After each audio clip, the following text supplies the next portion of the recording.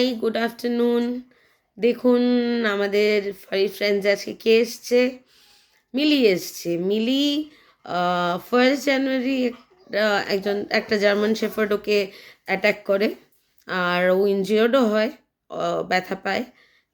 But such a amazing fighting spirit she has.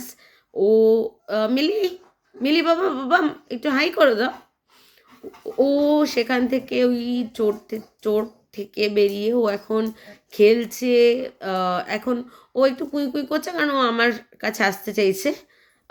তো আমি just আপনাদের একটুখানি গ্লিমস দেখালাম যে এত ছোট্ট সাইজের একটা কুকুর একটা জার্মান শেফার্ডের সঙ্গে ফাইট করেও কি কি ভাবে ও রিকভার করেছে within 4 days, and this is just so